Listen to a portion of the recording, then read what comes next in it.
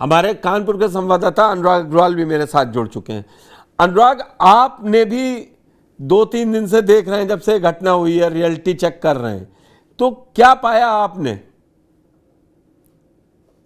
देखिए, अगर पुष्कर जी, अगर हम कानपुर की बात करें तो कानपुर ये समझ लीजिए कि यूपी का पूरा कोचिंग हब हो चुका है। यहाँ पर सिर्फ कानपुर में तकरीबन 25,000 के आसपास जो बेसमेंट वाली समस्या है, ये सिर्फ कोचिंग सेंटर तक सीमित नहीं है। चाहे हॉस्पिटल्स हो, चाहे कॉमर्शियल कॉम्प्लेक्सेस हो, चाहे कोचिंग सेंटर्स हो, सब जगह ये समस्या देखने को मिली है। जब ये दिल्ली वाली घटना होती है, उसके बाद केडीए की नींद यहाँ पर टूटती है। उसके बाद केडीए 5 टीम बनाता है और उनको अलग अलग शहर में जगहों पर भेजता है, ये जांचने के लिए कि आखिर यहाँ कहाँ कहाँ पर बेसमेंट है और किस हिसाब से चल रहा है। पुष्कर जी, आपको सबसे पहले बता दूं कि अगर हम केडीए के नियमों की बात करें तो कहीं पर भी किसी भी कॉम्प्लेक्स में, चाहे वो कोचिंग सेंटर हो, कॉमर्शियल हो, होटल हो या फिर हॉस्पिटल हो, उसमें 2 मीटर चारों तरफ छोड़ना पड़ता है, तब जाके आप उसमें बेसमेंट बना सकते हैं। उसके पीछे उनका जो तर्क है वो ये है, और जो कानून है वो ये है कि चूंकि आसपास के जो बिल्डिंग्स होती हैं, तो वो जो बेसमेंट की खुदाई होती है तो उससे उनके ऊपर फर्क ना पड़े, इसलिए 2 मीटर चारों तरफ छोड़ना होता है। लेकिन बहुत ही आश्चर्य की बात है कि शायद ही आपको पूरे कानपुर में कोई ऐसी बिल्डिंग मिल जाए जिसमें 2 मीटर का सेटबैक चारों तरफ छूटा हुआ हो और उसमें बेसमेंट हो। मुझे तो ऐसा लगता है कि शायद इतने सारे हम लोगों ने बिल्डिंगों की जांच करी, केडी अभी भी कर रही है, लेकिन एक सिंगल बिल्डिंग भी अभी तक ऐसी नहीं मिली है जिसमें कि 2 मीटर का सेटबैक छूटा हो। दूसरी बात, अगर बेसमेंट बनता भी है तो बेसमेंट में क्या कर सकते हैं? बेसमेंट में आप पार्किंग कर सकते हैं, बेसमेंट में आप स्टोर बना सकते हैं। लेकिन आइए कानपुर, मैं आपको दिखाता हूं कि यहाँ पर रेस्टोरेंट भी बने हुए हैं, यहाँ पर ऑफिसेस भी बने हुए हैं, डॉक्टर्स की क्लिनिक्स भी बनी हुई हैं, यहाँ तक कि जो हॉस्पिटल्स हैं उनके अकाउंट्स के जो सेक्शंस होते हैं वो सब बने हुए हैं, मेडिकल स्टोर बने हुए हैं। यानी कि जो पार्किंग है उसको छोड़कर, जिसके लिए वो नियम है बेसमेंट का, उस पार्किंग को छोड़कर और वो स्टोर को छोड़कर, उन्हीं दोनों चीजों को छोड़कर सारी चीजें यहाँ पर आपको देखने को मिल जाएगी। जब ये पूरा मामला दिल्ली वाला हुआ और जब केडी ने सख्ती शुरू करी, तो सबसे आश्चर्य की बात है कि जिन्होंने सबसे ज्यादा कियोस्क यहाँ पर करना शुरू किया वो कोचिंग सेंटर वाले थे। हम लोग बहुत सारी कोचिंग सेंटर में हम लोग ने जाने की कोशिश भी करी, लेकिन उन्होंने अंदर एंट्री भी नहीं दी, और वो इस बात को लेकर बहुत ज्यादा उत्तेजित है कि अब केडीए इस पे क्यों आ रहा है। कहीं ना कहीं देखिए पुष्कर जी, उनकी बात भी सही है। जब ये कंस्ट्रक्शन होता है, केडीए जब नक्शा पास करता है, तो सिर्फ शायद केडीए की मैं बात कर रहा हूँ, कानपुर में हूँ, लेकिन हर डेवलपमेंट अथॉरिटी में शायद यही होता है कि वहां पर जब नक्शा पास होता है, उस समय जो भी चीजें चलती हैं उस हिसाब से नक्शा पास होने के बाद उस नक्शे के हिसाब से बना है कि नहीं बना है, इसको देखने वाला कोई नहीं होता। वो जो बेसमेंट बना हुआ है, उस बेसमेंट में क्या पार्किंग हो रही है, नहीं हो रही है, क्या स्टोर बना हुआ है, नहीं बना हुआ है, और अगर कुछ चल रहा है तो फिर उसको सील क्यों नहीं किया जाता? क्योंकि इतिश्री हो जाती है जैसे ही नक्शा पास होता है, उसके बाद से विभाग भी इतिश्री कर लेते हैं और जो बनाने वाले हैं वो भी खुश हो जाते हैं। यहाँ पर 200-200 मीटर, 300-300 मीटर के प्लॉटों पर पुष्कर जी, यहाँ पर बड़े बड़े हॉस्पिटल्स बने हुए हैं, 3-3, 4-4, 5-5 मंजिला। अगर हम डाटा की बात करें तो जैसा कि मैंने आपको बताया, 25,000 के आसपास कोचिंग सेंटर है, और अभी तक केडीए ने केवल 77 ऐसे कोचिंग सेंटर हैं जिसपे उन्होंने अभी तक जांच करी है। कॉमर्शियल कॉम्प्लेक्स की बात करें तो 75,000 से ज्यादा कॉमर्शियल कॉम्प्लेक्स कानपुर में है, उनकी अभी तक जांच नहीं हुई है। अगर हॉस्पिटल की बात आलोक करें, जी हैं मेरे रजिस्टर्ड साथ। हॉस्पिटल की बात करें। आलोक जी आलोक आईएएस एकेडमी चलाते हैं, वो हैं, वो भी यही कह रहे हैं। उनसे मेरी बात हुई थी तो वो भी यही कह रहे थे। आलोक जी देखिए कि जब नंबर निकल के आते हैं वो डराते हैं। 77, अरे नहीं 77, अब 200 कर लिए होंगे।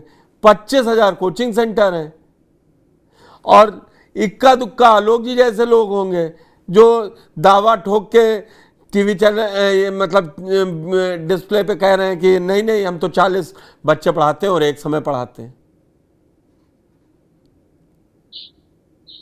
दावे के साथ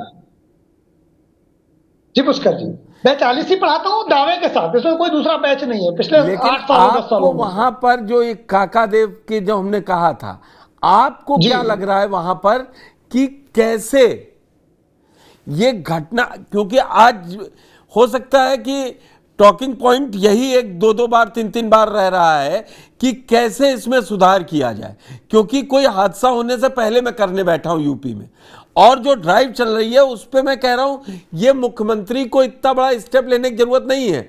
ये तो अधिकारियों के पास काम ही यही है, उनको मोबाइल चलाने के लिए काम थोड़ी ना, उनको यही करके देखना है कि कहाँ अस्पताल सही जगह नॉर्म्स पूरे कर रहे हैं, कहाँ कोचिंग सेंटर पूरा कर रहा है। ये वो करेंगे नहीं, वो दूसरे कामों में जुटे रहेंगे। पुष्कर जी, कानपुर में मैं 1994 में पहुंचा था अपने गांव से। मेरे गांव से 50 किलोमीटर दूर है कानपुर, 40 किलोमीटर। 94 में मैं काकादेव में ही रहा था। एक जगह है प्रताप सिंह का हाता, वहीं रहा था। प्रताप सिंह के हाते के पास में एक हमारे मकान मालिक का नाम अतुल सिंह जी है, उनके मकान में मैं रहता था। तो मैंने काकादेव मंडी को डेवलप होते हुए देखा है।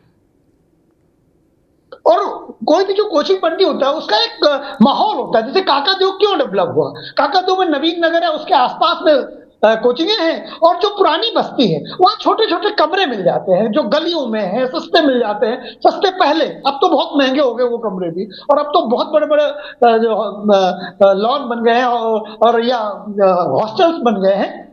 और उसके बाद वो जो मंडी डेवलप हुई, मंडी कल्चर डेवलप हुई, जहां बच्चा एक प्रोडक्ट है, जहां एक एक हजार बच्चे एक एक बैच में बैठते थे बिफोर कोविड। हालांकि वो मंडी डाउन हो रही है, ना उतने बच्चे हैं, ना वो 1000 बच्चे पढ़ा पाते हैं। दूसरा, उसमें वो आईआईटी के लिए 2 अटेम्प्ट्स का जब से नियम लागू हुआ तो इंजीनियरिंग के लिए फिर वो उतने बच्चे नहीं रहे। अब इसे बात कोटा और कानपुर में हमेशा कंपटीशन चलता था कि कौन बेहतर रिजल्ट देगा, और कभी कोटा अच्छा निकलता था, कभी कानपुर। अभी कोटा का एक सर्वे है इस साल, कोटा में 40 से 50% बच्चे कम है। तो वैसे भी मैं, जब ये दुर्घटना घटी तो मैंने कहा कि वैसे भी ऑफलाइन क्लासेस में बड़ा समस्याएं थी। अब ये घटना के बाद ये कोचिंग उद्योग जो, या कोचिंग से जो हजारों लोगों के परिवार चलते हैं, वो भी प्रभावित होंगे। और दूसरा, बच्चों की जो जान है वो तो प्रभावित पहले से भी हो रही थी। ये दुतरफा नुकसान है। ये भरोसे का जो एक रिलेशन गुरु शिष्य के बीच में होता है वो बहुत दिनों से टूट रहा है, और उसमें समाज दोषी है। मैं बताया ना, मैं 40 बच्चे पढ़ाता हूँ तो लोग मुझे वो सम्मान से नहीं देखते, बोले आपके तो 40 है, अब उनके यहाँ तो 400 आते हैं। तो सोसाइटी भीड़ देख के जब जाती है, सोसाइटी ये देखती नहीं। जब आप प्रोडक्ट ले रहे हैं तो आप क्यों नहीं कहते कि हमारा बच्चा यहाँ बेसमेंट में क्यों पढ़ेगा? क्या कानपुर की सारी कोचिंगें, लखनऊ की सारी कोचिंगें बेसमेंट में है? आप डिमांड ही नहीं करते। यानी आप जो मार्केट में है वो आज भी टीचर को भगवान का कहीं न कहीं दर्जा देता है, और टीचर बच्चे को प्रोडक्ट मानता है। आपको बताऊं, जब बच्चा आईएएस की कोचिंग के लिए मुखर्जी नगर, ओल्ड राजेंद्र नगर, या कानपुर के काकादेव, या लखनऊ के जानकीपुरम, या प्रयागराज के शायद अल्लाहपुर में पहले कोचिंग शुरू हुई थी, शायद अपूर्वा जी, राव आईएएस अल्लाहपुर में थी, शायद अल्लाहगंज या अल्लाहपुर था नाम। वहां जाता है ना तो पेरेंट और बच्चा दोनों आंख बंद होती हैं, वो ये चाह रहा है कि बस कोचिंग में एडमिशन हो जाए। वो अपने बच्चे को उस कमरे में भी ले जाके छोड़ने तैयार है जहां पतली सकरी गलियों में जाके ऊपर जाके रहेगा, बिजली के नंगे तार इधर से उधर घूम रहे हैं। सपना बहुत बड़ा हो जाता है असल में, कि टीचर का नाम बड़ा हो जाता है कि आलोक जी के पास पढ़ लें या अपूर्वा जी के यहाँ पढ़ लें, वो बढ़ाता है। सुपर 30 हो जाता है तो समस्या आ जाती है। अपूर्वा जी, आपको क्या लगता है कि आज आप एज ए टीचर जुड़ी थी, आप वहां पर गई, आपके बच्चे जो प्रोटेस्ट में थे 3 दिन से, आपको क्या लगता है कि सिर्फ ये एक चर्चा के दौरान, या ये नहीं, 3 या 2 या 4 पॉइंट 5 पॉइंट में आपको लगता है कि सरकारों को ये कर देना चाहिए, कोचिंग में एक लिमिट बांध देनी चाहिए? जी, अब मैं एक बात ये कहना चाहूंगी कि जो घटनाएं हुई हैं यहाँ पे, ये तो हमने सुना दिल्ली में जो घटना हुई है, जो बेसमेंट वाली घटना, इसके अलावा 2 और घटनाएं हैं जिन पे खासा ध्यान नहीं गया।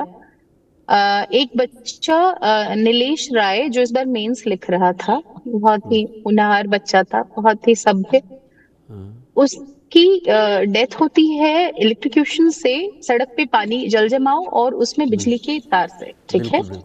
दूसरी एक गुड़िया, एक लड़की अंजलि, शायद मैं नाम में नाम ये हो रही हूँ, कोई उसने भी हो। सुसाइड अटेम्प्ट किया जी। उसने सुसाइड अटेम्प्ट किया विथ लिखते हुए कि इतना बड़ा एक पर्चा लिखा जिसमें उसने रेंट के बारे में बात की कि मैं बड़ी परेशान हूँ और रेंट नहीं दे पा रही हूँ, या ऐसी सारी चीजें, या एग्जाम कैंसिल हो रहे हैं। मैं आपको इस चीज पे आती हूँ सर। आज का जो मुद्दा था वहां पे, वो सिर्फ ये नहीं था कि बच्चे सिर्फ इस चीज से मर रहे हैं कि करंट लग जाए, मेंटल हेल्थ जो डिस्टर्ब हो रही है बच्चों की, ठीक है। तो बच्चे क्या करेंगे, वहां पे कुछ लोगों ने आरटीआई डाली, ठीक है। अभी भी जो जल जमाव हुआ है उसके बारे में भी 10 दिन पहले कुछ बच्चों ने आरटीआई डाली थी, ठीक है। तो क्या एक दिक्कत हो रही है कि जो हमने आज एक डिमांड के तौर पे इसको रखा वहां पे, कि जहां भी ऐसी कोई भीड़ हो, जहां युवाओं की अच्छी खासी भीड़ हो, जहां प्रोडक्टिव माइंड्स को, आप देखिए सर ये अचानक से रुक नहीं सकता है, लेकिन एक कितने प्रोडक्टिव माइंड्स हैं उनका ख्याल रखा जाए, क्योंकि हमारे बजट में एक प्रायोरिटी में यूथ को रखा गया है। अगर हम बिल्कुल। इस बार का बजट देखते हैं तो युवाओं को एक 4 में से एक प्रायोरिटी में माना गया है, ठीक है सर।